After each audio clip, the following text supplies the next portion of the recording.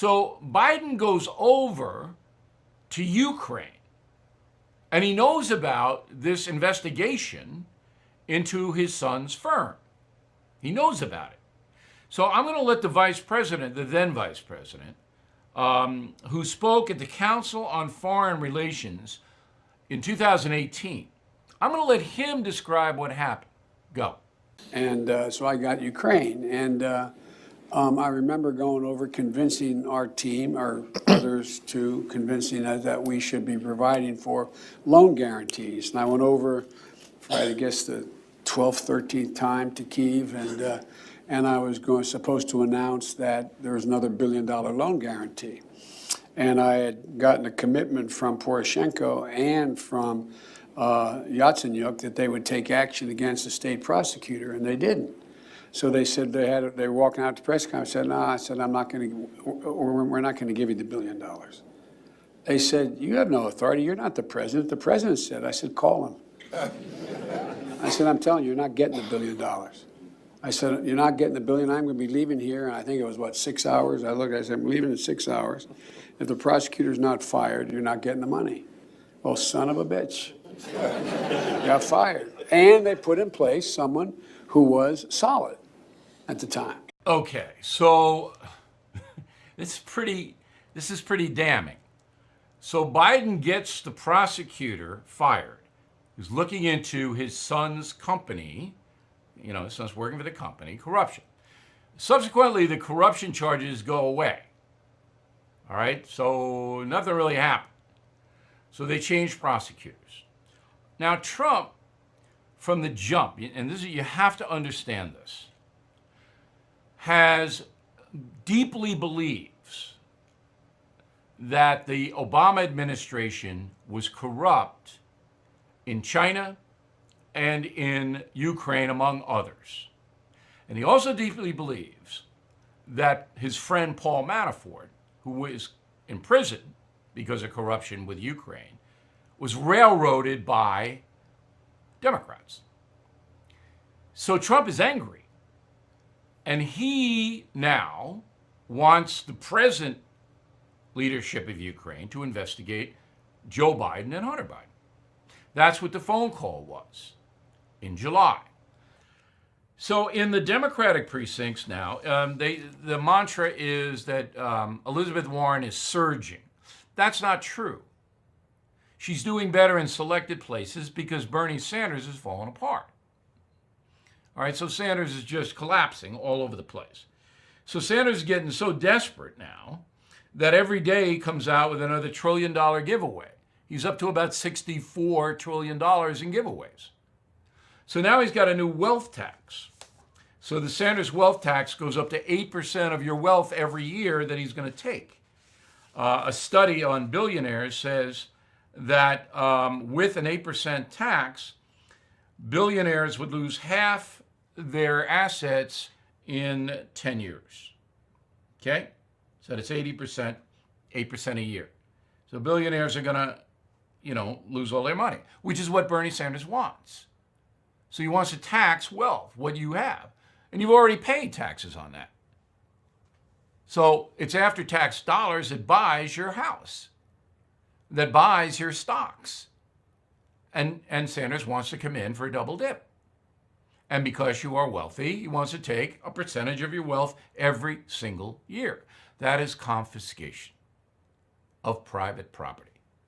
That's what it is. Now, he'll be challenged in the courts. Who knows what the courts would say? They're going to say, hey, Congress has a right to tax. Sanders not going to be elected president. But this is the thinking of the far left crew. We're going to take money away from the affluent. I made that point time and time and time again. Now, I wrote a column, and I hope you read it, called The Promise. The promise the Founding Fathers made to the American citizenry. The promise is being blown up, and you should know it, because it's going to affect you sooner or later.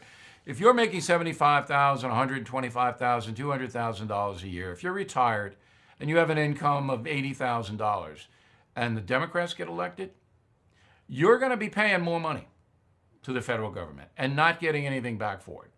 They say they're going to give you, single payer health care. You already have Medicare. If you're retired, you already have it. So get set. Get set. This is the confiscation is what's in the air. This is a really good story. So San Francisco, I was there at Easter. I reported back to you. It's anarchy in there. Thousands of homeless people roaming the streets. Police will not control them. They defecate, they urinate, they pander, they demand money. Some cases they're violent. Highest car break-in rate in the country. They sleep on your doorstep. They sleep in your backyard. They shoot up drugs in front of your children. It's disgraceful. It's appalling. San Francisco. So now some of the citizens have said, look, the government's not going to help us here. And by the way, you San Francisco citizens, you allowed this government to happen. Okay, you allowed it. So the neighborhood people are bringing in boulders and putting the boulders on the sidewalks so that the homeless and the drifters can't sleep there. Okay, that's the latest. And here's some reaction from the residents. Go. And people would come in the morning, set up a tent, get the dope, which often happened starting in the morning, and then they would set up, shoot up, and either break it down or stay for a day or two. People can't sleep. It's frustration because they're not getting any sleep at night. And they don't know what to do. They don't know what to do. It's going to move them down the street a little further. It's going to be somebody else's problem. That's part of the mindset today. Hey, as long as it ain't happening to me, I don't care. But that's not going to solve nothing. It's just going to get worse. All right. So obviously, if you were living in San Francisco or wherever you're living and you have homeless people running over your property and disrupting your life and corrupting your children, because children shouldn't be able to see that. And then the police, you call police, they say, we're not going to do anything about it.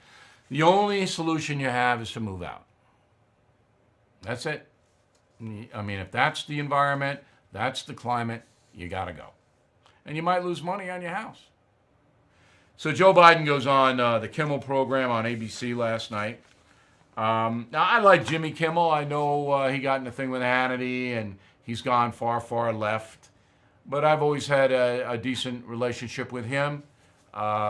He's not Colbert, who I do not like at all as a human being. I think Kimmel is an affable guy. But he's not going to go against the Hollywood winds. So I said this to Dennis Prager on the radio today. I'm doing a lot of radio promoting the United States of Trump. I said, look, the problem that the media has is that you cannot dissent. So if you're Jimmy Kimmel working for Disney, you can't go on in a monologue and tell your audience, I don't think this Ukraine thing's that bad. You can't.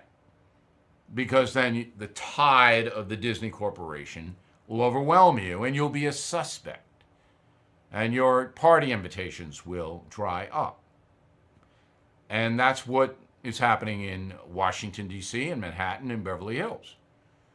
So if you are a media person, you cannot support Donald Trump. You can't, or your career will be in jeopardy. So Biden goes into friendly territory on the Kimmel program and talks about this whole controversy. Roll it. The idea that someone would call a head of a foreign state ahead of time, withhold significant military aid that's badly needed in order to prevent the Russian separatists who are in Ukraine from taking over Ukraine, and then ask basically can you cooperate with Rudy Giuliani? He's coming over, and the thing we all learned recently is that statement that the 2,000-word statement released was that talked about getting the Justice Department engaged in this. I mean, it's such a blatant abuse of power that I don't think it can stand. So if you're Jimmy Kimmel or Bill O'Reilly or Mickey Mouse, your follow-up question is, all right, Mr. Vice President, you feel it's an abuse of power for the president to have made that call to the president of Ukraine, but you went over yourself to Ukraine and you threatened to withhold $1 billion in American loan guarantees unless the Ukrainian government fired a prosecutor who was looking into a company that was paying your son. Did you not? Of course Biden did. He admitted it on tape. We played you that tape.